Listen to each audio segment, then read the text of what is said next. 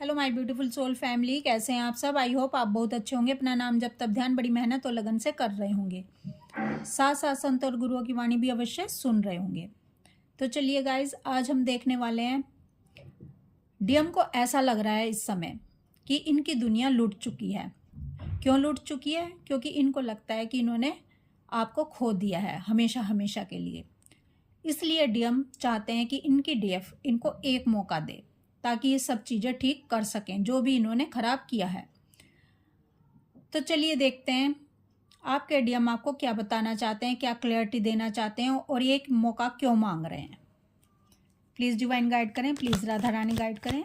Guys, अगर आप मुझसे पर्सनल गाइडेंस या रीडिंग चाहते हैं, आप जानना चाहते हैं कि आप ट्विन फ्लेम जर्नी पर कहाँ स्टक हैं, क्यों आगे नहीं बढ़ पा रहे हैं, आखिर आपके डीएम की लाइफ में चल क्या रहा है, क्यों आपके डीएम आपसे कॉन्टैक्ट नहीं कर रहे हैं और थर्ड पार्टी कार्मिक्स में इनका क्या कुछ चल रहा है उनके साथ, और आपके डीएम की करंट एनर्जी क्या है, या आप टैरो रीडिंग मुझसे करवाना चाहते हैं तो आप अपने क्वेश्चन के आंसर गाइडेंस के साथ मुझसे ले सकते हैं 9520642716 नंबर पर। तो चलिए देखते हैं गाइस, डीएम आपको क्या बताना चाहते हैं, क्यों क्लैरिटी आपको देना चाहते हैं और ये क्यों मौका मांग रहे हैं आपसे सब ठीक करने का। गाइस, पहला ही कार्ड निकल गया है। ये कार्ड निकला है 9 ऑफ सोर्ड्स का, जो कि बता रहा है कि आपके जो डीएम है इस समय बहुत पेन में है। चलिए देखते हैं। The fool, justice, the world, 7 of swords, 9 of cups, the emperor. देखिए गाइस, आपके डीएम जो आपको छोड़कर चले गए थे और सेपरेशन क्रिएट कर लिया था इन्होंने, तो अब आपके डीएम को जो लेसन थर्ड पार्टी कार्मिक्स से मिले हैं, इससे इनकी अकल ठिकाने आ गई है। क्यों अकल ठिकाने आ गई है? क्योंकि ये सबसे पहले अपना फ़ायदा नुकसान देख रहे थे। ये लॉजिक माइंड के होते हैं, ये बहुत प्रैक्टिकल होते हैं, इनके अंदर ओवर मैस्कुलाइन एनर्जी से ये डील करते हैं, जिसके कारण ये स्वार्थी बन जाते हैं। और स्वार्थ हमेशा फ़ायदा नुकसान देखता है। फ़ायदा नुकसान जिसमें हमें सुविधा हो, हमारा काम बन जाए, भले ही दूसरे को दुख हो जाए, भले ही दूसरे को परेशानी हो जाए, लेकिन अपने बारे में पहले सोचना, यही डीएम ओवर डीएम एनर्जी का काम होता है। वो ईगोस्टिक होते हैं और ये सेल्फ सेंटर्ड होते हैं, क्योंकि जो डीएम होते हैं ये कौन से चक्रा से डील करते हैं? ये लोअर चक्रा से डील करते हैं, और जबकि डीएफ अपर चक्रा से डील करती है। डीएम का हार्ट चक्रा भी ओपन नहीं होता है, तो इन्हें इमोशन फीलिंग समझ नहीं आती है, जिसके कारण लोअर चक्रा से डील करने के कारण डीएम अपना फ़ायदा नुकसान देखते हैं, अपनी तरक्की देखते हैं, भले ही दूसरे को दुख मिल जाए, दर्द मिल जाए। इसके अपोजिट जो डीएफ होती है वो हमेशा फ़ायदा नुकसान ना देखकर सही गलत देखती है, क्योंकि सही गलत देखने से ही ईश्वर की प्राप्ति भी होती है।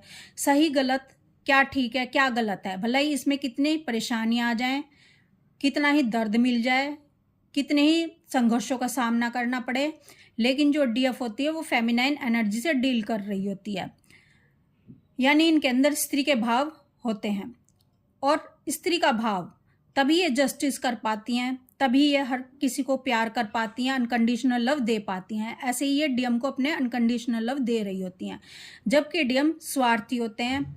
डीएम के अंदर बहुत ज़्यादा मोह होता है, और मोह यानी अपने स्वार्थ की पूर्ति करना, दूसरों से प्यार खींच लेना, इसे मोह कहते हैं। अपने बारे में सोचना, इसे मोह कहते हैं। और सच्चा प्रेम जो डीएफ करती है, क्योंकि डीएफ अपर चक्रा से अधिक डील करती है, इसलिए डीएफ प्यार की परिभाषा जानती है, यानी दूसरे के सुख को फर्स्ट प्रायोरिटी देना, अपने को पीछे रख लेना, दूसरों के हित के बारे में सोचना, दूसरों के साथ न्याय करना, ये डीएफ करती है, क्योंकि डीएफ अपर चक्र से डील कर रही होती है। तो आपके डीएम कहना चाहते हैं ये मैंने जानबूझकर नहीं किया, क्योंकि मेरे जो अपर चक्र हैं वो इतने एक्टिव नहीं थे, मेरे लोअर चक्र एक्टिव थे, जिसके कारण मैं बहुत ज़्यादा दिमाग से डील करता था, मैं अपने बारे में पहले सोचता था, मैं सेल्फ सेंटर्ड था, मैं ईगो से डील करता था। तो आपके डीएम, क्योंकि डीएफ ने इनर वर्क करके अपने चक्रास को हील किया है, अपने इशू पे काम किया, अपनी हीलिंग की है और हाई वाइब्रेशन में आ गई है। जब डीएफ हाई वाइब्रेशन में आ जाती है, डीएफ की अवेकनिंग पूरी तरह से हो जाती है, डिवाइन से सोल मर्ज कर लेती है और अपना सोल पर्पस कर रही होती है।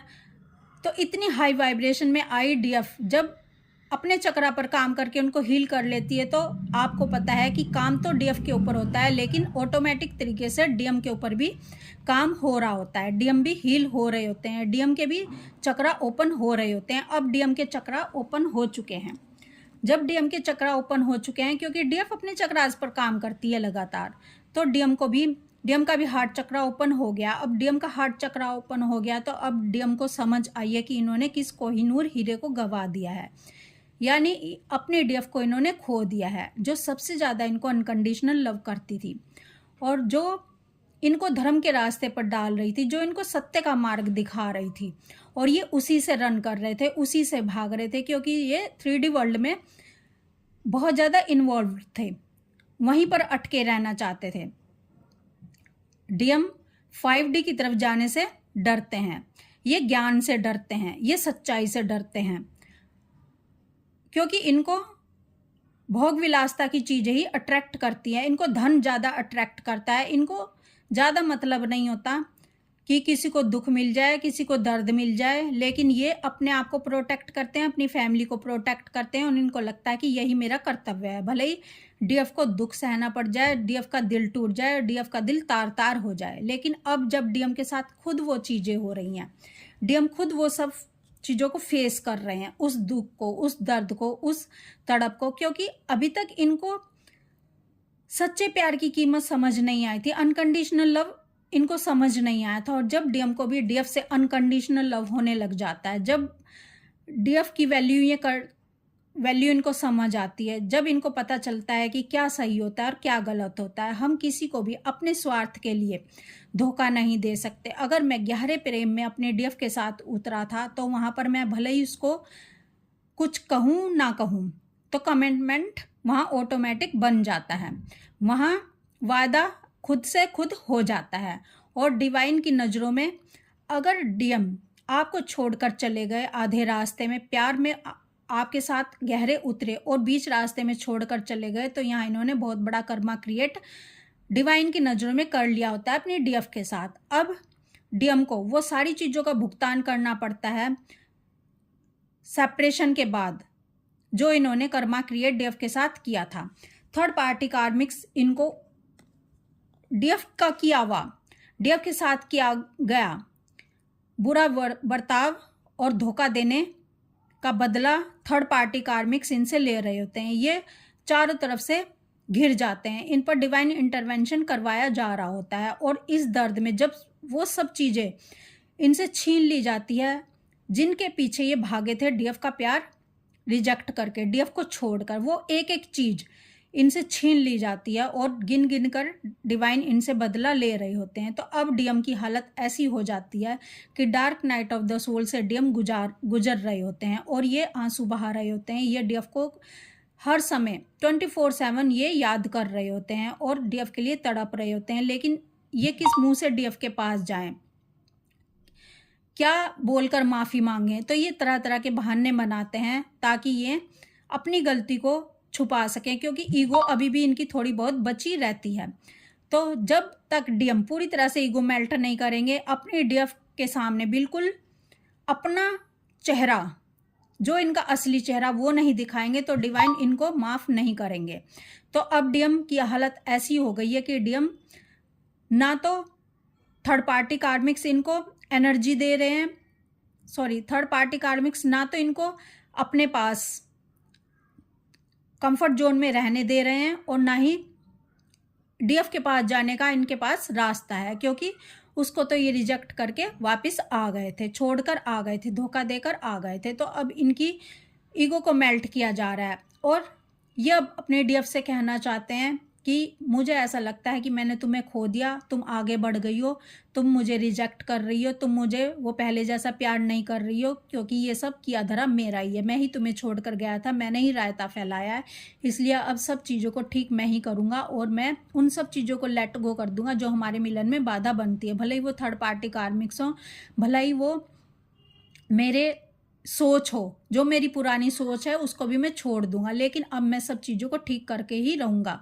और बस तुम मुझे एक आखिरी मौका दे दो ताकि मैं सब चीज़ें ठीक करके तुम्हारे पास वापस से आ पाऊँ और हम दोनों फिर से एक साथ चल सकें, हमारा दोनों का रियूनियन हो सके। तो आपके डीएम आपसे एक मौका चाहते हैं, लेकिन आपको एक मौका तो देना है, लेकिन पहले ये देख लेना है कि आपके डीएम वाकई में बदल चुके हैं या सिर्फ ये आपसे एनर्जी लेने के लिए, आपसे अपनी बात मनवाने के लिए आपको कहीं फिर से बातों में लपेट तो नहीं रहे हैं। तो आपको पहले ये श्योर कर लेना है इनको माफ़ करने से पहले कि आपके डीएम क्या वाकई में बदल गए हैं। और जब डीएम बदल जाते हैं तो ये बिल्कुल आपकी तरह ही बिहेव करते हैं, जैसे कभी डीएफ फेमिनाइन एनर्जी में होती थी और बिहेव करती थी, वैसे ही डीएम ईगो नहीं दिखाते हैं, डीएम माफ़ी भी मांगते हैं और डीएम अपनी डीएफ को प्रोटेक्ट भी करते हैं और जो भी इनके रास्ते में डीएफ को पाने के लिए बाधा बनता है उसको लेट गो भी करते हैं, थर्ड पार्टी कार्मिक्स को लेट गो कर देते हैं और इनका कर्मा भी उस समय क्रिएट हो चुका होता है। अब थर्ड पार्टी कार्मिक्स इनके राहों में बाधा नहीं बनते हैं, क्योंकि जब कर्मा बैगेज क्लियर हो जाता है तो सब दोनों के बीच में से, चाहे डीएम की तरफ की थर्ड पार्टी कार्मिक्स हो चाहे डीएफ की तरफ के कार्मिक्स थर्ड पार्टी हो, सब हट जाते हैं, क्योंकि यहाँ पर डिवाइन काम कर रहे होते हैं। तो आपका रियूनियन हो जाता है आपके डीएम से, तो आपके डीएम सब चीज़ें ठीक कर भी देते हैं और आप डीएम को माफ़ कर चुके होते हैं। तो अब आपके जो डीएम है वो आपको बताना चाहते हैं कि ये वाकई में मैंने जानबूझकर नहीं किया था, क्योंकि मैं लोअर चक्रा से डील कर रहा था, मेरा हार्ट चक्रा ओपन नहीं था, अब मेरा हार्ट चक्रा ओपन हो चुका है, इसलिए मैं तुम्हारे दर्द को, तुम्हारी पीड़ा को, तुम्हारे परेशानी को समझ रहा हूँ कि तुमने क्या भुगता होगा, तुम्हारा कैसे दिल टूटा होगा, तुम्हारे ऊपर क्या बीती होगी, क्योंकि मैं खुद dark night of the soul से गुजर चुका हूँ।